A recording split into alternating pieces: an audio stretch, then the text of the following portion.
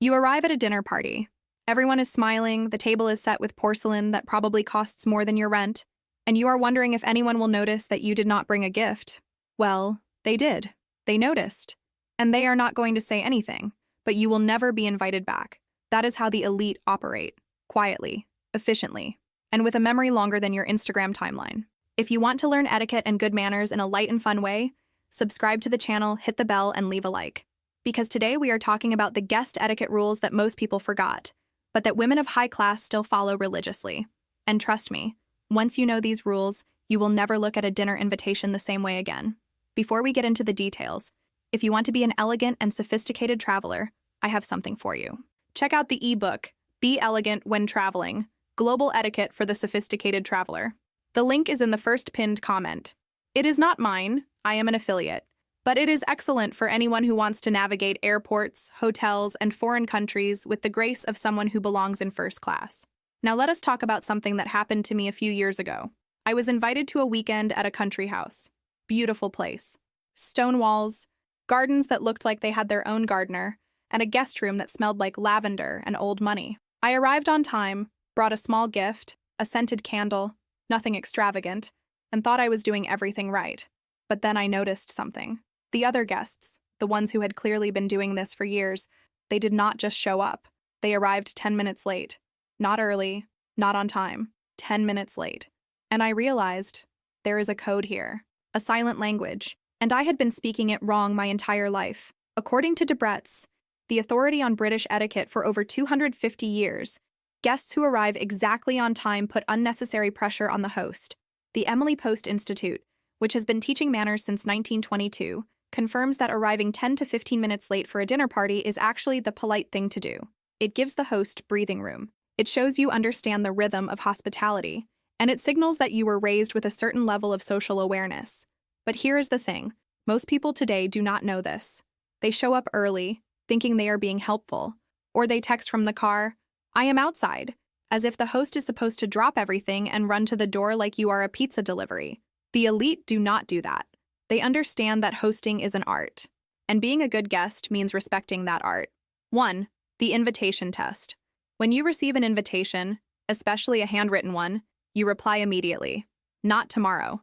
Not when you check your calendar. Immediately. The Emily Post Institute calls the maybe response one of the worst things a guest can do to a host, because a maybe is not an answer. It is a question mark on someone's guest list. And in elite circles, that is unacceptable. Here is what separates the women who get invited back from the ones who do not. The women who understand that an invitation is not just a request for your presence. It is a privilege. And privileges require respect. So when you say yes with enthusiasm. And when you say no with grace and a reason that does not sound like an excuse. I once knew a woman who would always reply to invitations with, "I will let you know." She thought she was being polite. She thought she was keeping her options open. What she did not realize is that she was telling every host in her social circle that their event was not a priority. And eventually, the invitations stopped coming. Because here is the truth. Elite women do not chase guests. They curate them. 2. The thoughtful gift rule. Debrett states clearly that guests should bring a present. Not necessarily flashy, but thoughtful. The Emily Post Institute recommends something simple like a bottle of good wine for an overnight stay, and something more elaborate for a longer visit. But here is what most people miss. The gift is not about the money. It is about the thought. It is about showing that you paid attention. If your host mentioned once that she loves a particular type of tea, you bring that tea. If you know she collects vintage books, you find a first edition at a local bookstore. The elite do not walk into someone's home with a generic bouquet from the grocery store. They arrive with something that says, "I noticed, I remembered, I care." And here is the secret that nobody tells you.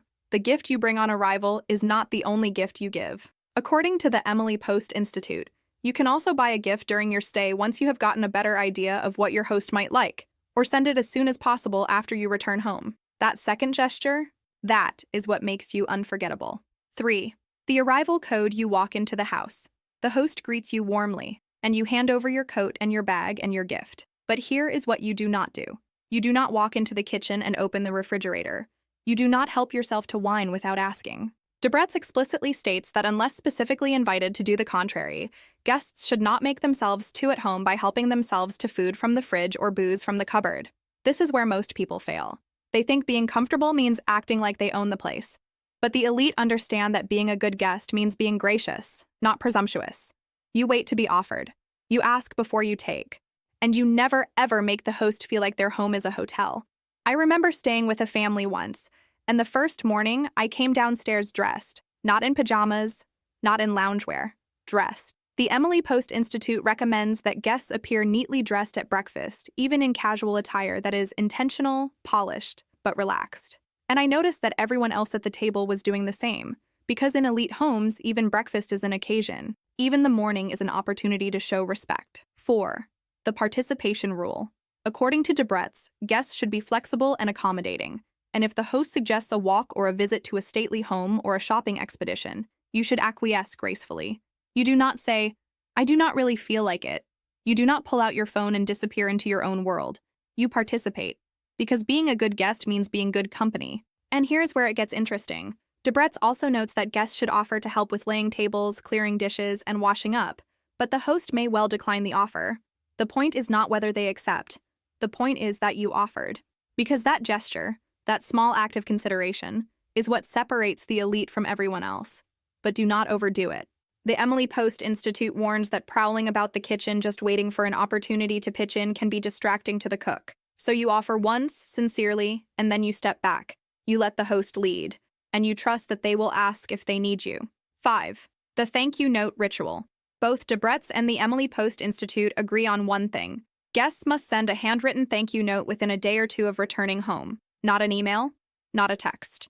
A handwritten note, on good paper, with specific details about the visit. According to etiquette expert Byron Tully, author of The Old Money Book, a thank you note does not need to be verbose or clever, but it must be personal and handwritten. Something as simple as, "Thank you for lunch, I really enjoyed it.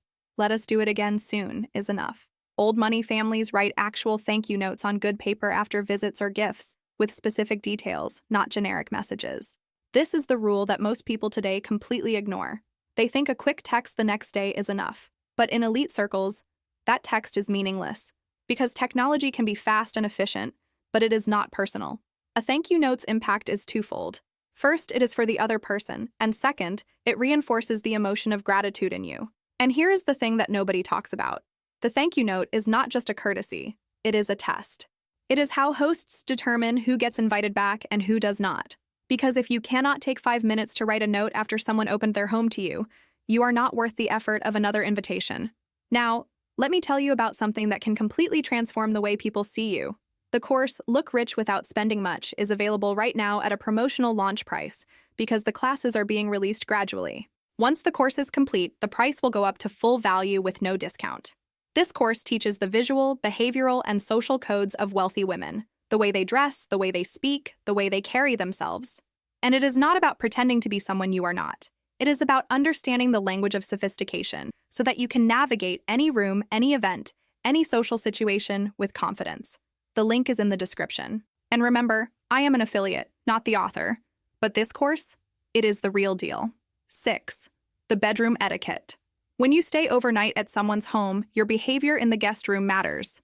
Debrett's advises that guests keep the physical evidence of their presence to a minimum and tidy up after themselves.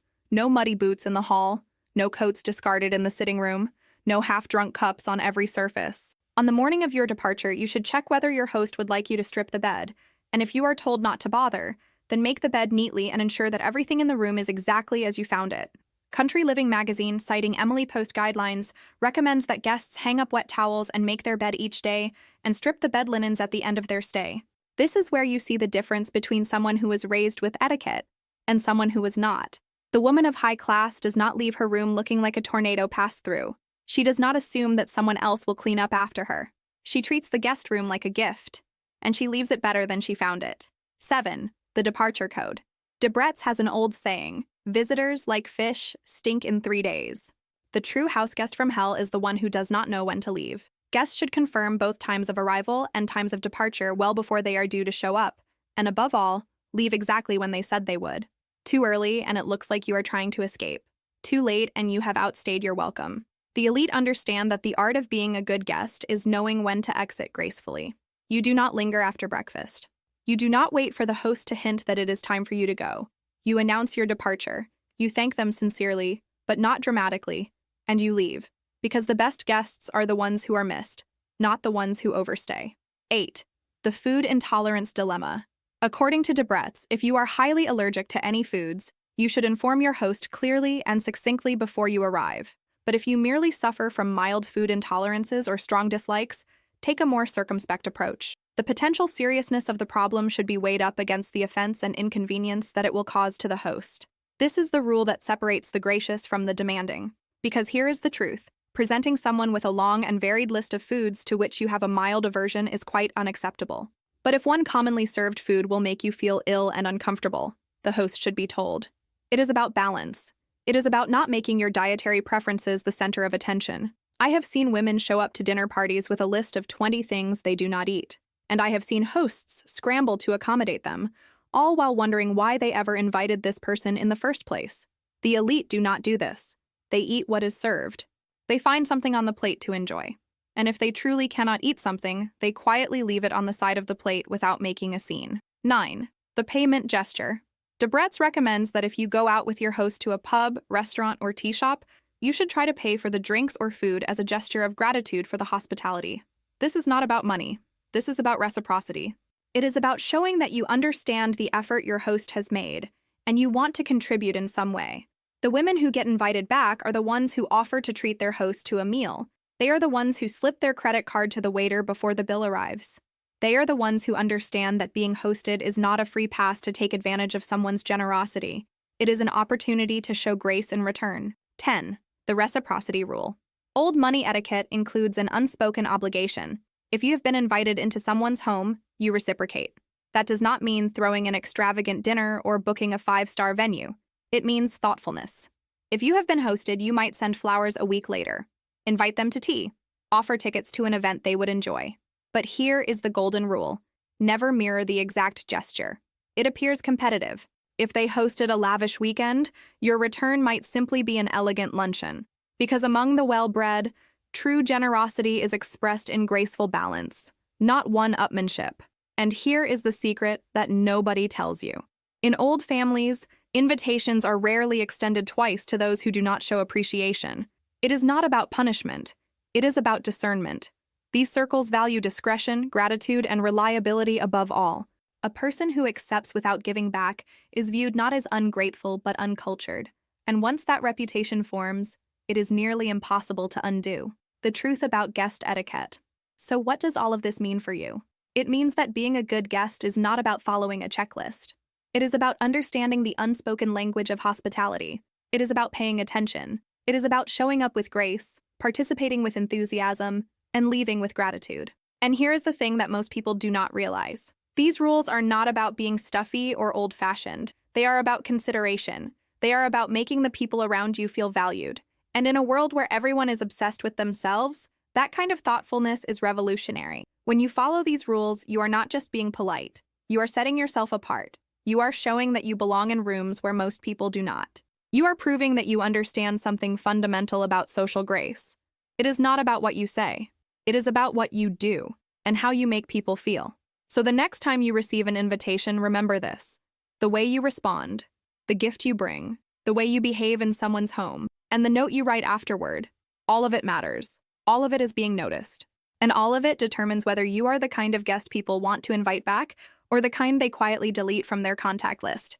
If you want to learn more about etiquette and good manners in a light and fun way, subscribe to the channel and leave a like, because we are just getting started. And if you want to take your elegance to the next level, consider becoming a channel patron through the membership club with values starting at $4.99. Just click the Become a Member button. Your support helps me keep creating this content for you. Now let me recap what we learned today. Reply to invitations immediately. Bring a thoughtful gift. Arrive 10 minutes late. Offer to help, but do not overdo it. Send a handwritten thank you note. Keep the guest room tidy. Leave when you said you would. Inform the host of serious food allergies, but do not present a long list of dislikes. Offer to pay when you go out with your host. And reciprocate the hospitality. These rules have been followed by the elite for generations, and now you know them too. which means you are already ahead of 99% of people who will never understand why they stopped getting invited to the best events. If you enjoyed this video, comment "gracious guest, unforgettable impression," and let me know what you think. I will see you in the next one.